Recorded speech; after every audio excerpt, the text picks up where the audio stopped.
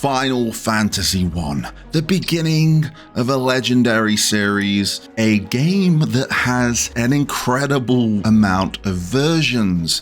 And yes, the most accessible one as of right now is the Pixel Remaster, and you're going to get a true to form playthrough while going through that version. But in today's video, I want to talk about what I feel is the definitive version and why this is probably the perfect version for newcomers and for those that have played it, a version that they should look into. So with that all being said, what is up guys, Jen here, hope you're all doing well. Welcome back to the channel. Got you covered with timestamps down below, so if you want to skip to a certain section, feel free to do so. All I ask is you support the channel and hit the like button, and if you want to stick around for some more Final Fantasy content, then please consider hitting that subscribe button. So if it wasn't already obvious, the PSP version is the version I am on about. This was in celebration of the 20th anniversary, and to this day, it is my favorite, and I'm hoping that I can use today's video to explain why that is. Now, in a nutshell, Final Fantasy I on the PSP takes the best of what Origins on the PS1 brought to the table and what Dawn of Souls on the Game Boy Advance brought to the table. Yes, Origins is not the greatest port of Final Fantasy I, but it did bring some upgraded features that were brought here in the PSP version that definitely enhance the game. So let's go through some of those changes, and I'm going to start off with the rearranged soundtrack. This was introduced in Final Fantasy Origins on the PS1, and this was brought forward for the PSP version because, let's be honest, if they were to bring forward the Game Boy Advance soundtrack, it's not going to be that great because of the limited factors that the Game Boy Advance sound chip had.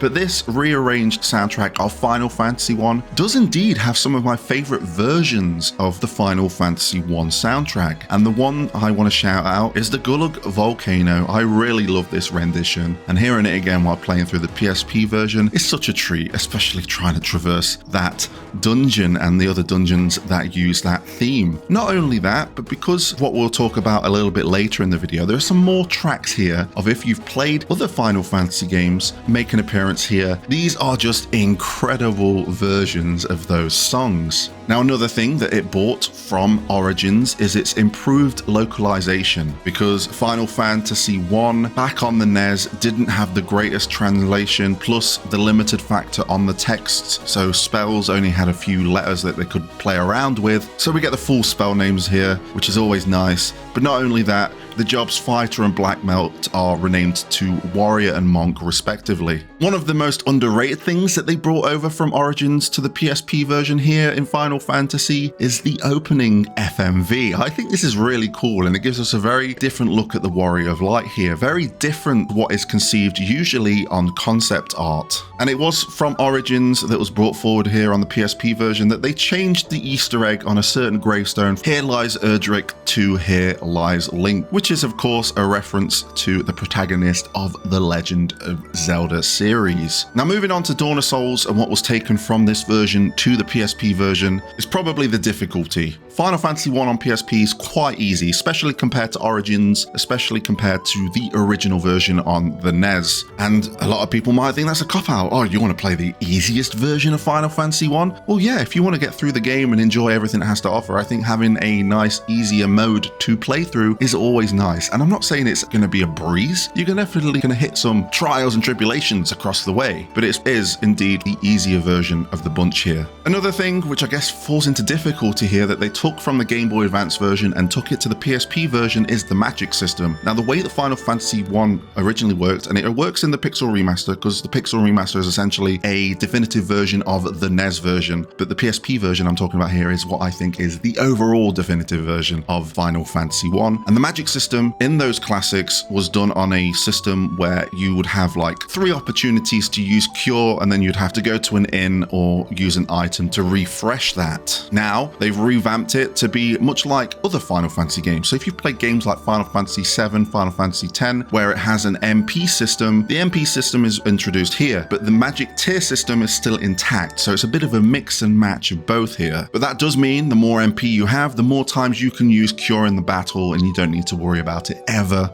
running out. They introduced new items because, believe it or not, Final Fantasy I did not have Phoenix Downs. They're here. They were introduced in the Game Boy Advance version, as well as some stat boosting items, and they have been brought forward here in the PSP version. Furthering, again, yes, the difficulty. Oh, this is sounding easier and easier each bullet point you go through here, Jen. Maybe so, but I think this is the true way to experience Final Fantasy, and I think it's very friendly to newcomers if they want to start from the first entry in the series. There was a few gameplay changes that were introduced in the Game Boy Advance version that were brought forward to the PSP version, and that's certain classes have been modified, especially the Thief and the Monk. They've become more powerful than they were, and the Red Mage was nerfed just a little bit. And the way that stat growth is obtained is a little bit altered, and intelligence affects the strength of weapon-based magic spells. And there was a bug with intelligence that definitely was broken in the earlier versions. It's been fixed here, so we don't need to worry about it.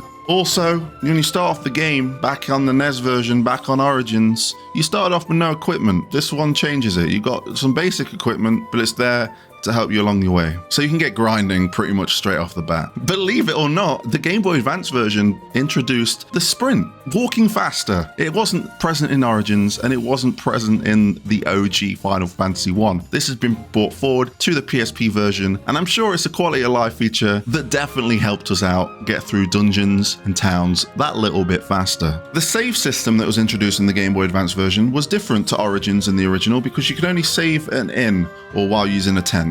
Now, you can save absolutely anywhere, making your journey through Final Fantasy I just that much more easier. Now let's talk about the PSP version itself and what it brought to the table on top of these additions from Origins and Dawn of Souls. And you're probably thinking, hey Jen, you've not talked about any of the bonus content. Just hold your horses, we will get there. But the PSP version of Final Fantasy I updated the logo, and it has been the same logo that has been used ever since. Still features the Warrior of Light, just in a bit of a different pose. The visuals in the PSP version, I think, are the best visuals of Final Fantasy I full stop, even better than the Pixel remaster. Not only that, there are new aerial effects, spell effects, and a small little thing that I love is clouds passing through the sky and their shadows also appearing on the ground. A little thing, but it builds atmosphere for the original Final Fantasy I. They also introduced in the PSP version the defend command. I don't know if I ever used it. I can't think that I did use it. Maybe it's a better way to skip your turn, but it's there nonetheless, just in case you want to reduce the damage taken or want to just focus on something else. All right, now we're here. The bonus content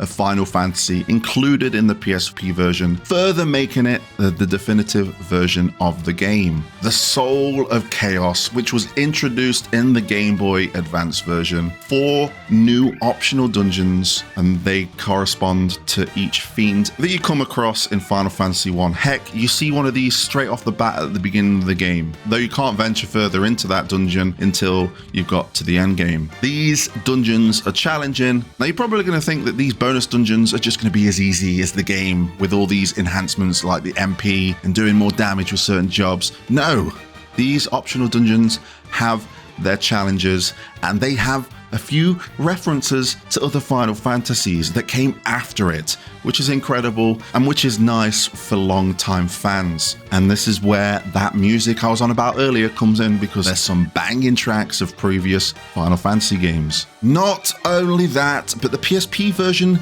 brings an entirely new optional bonus dungeon with greater difficulty, in addition to a new super boss as well, whom surpasses anything you have come across until this dungeon. And I'm talking about the Labyrinth of Time, the ultimate test of your team. One that I'm happy to say I have completed, and it certainly was a challenge. And the last thing I want to talk about is just some bonus stuff. We get the bestiary. I love when a game includes a bestiary where you can look through all of the enemies you've come against throughout the game, look at their drop rates, look at what experience they bring to the table, a few bonus statistics here and there. It's always nice to see and be able to have a document of your progress. We have an art gallery that you can have a look through here with some concept art of the original, and then some more concept art that was introduced here in the PSP version when it came to that FMV sequence. It's also a music player, so when you want to listen to those banging arrangements and those bonus tracks, you can do it at your leisure in this menu. And that's everything. I think that's enough there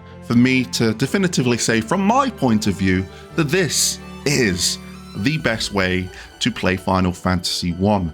Now, it might not be as accessible as the Pixel Remaster because you can pick up the Pixel Remaster anywhere, but if you can get your hands on Final Fantasy 1 on the PSP, you're going to have a good time. And if I was to suggest to someone that wanted to play the first Final Fantasy, I would say, hey, you need to play the one on the PSP. Not only is it user-friendly, you can go through the story, but it's something you can come back to if you want to do the bonus content after you've played other Final Fantasy games, because there's going to be references there that you're going to be like, hey, I know what that's from.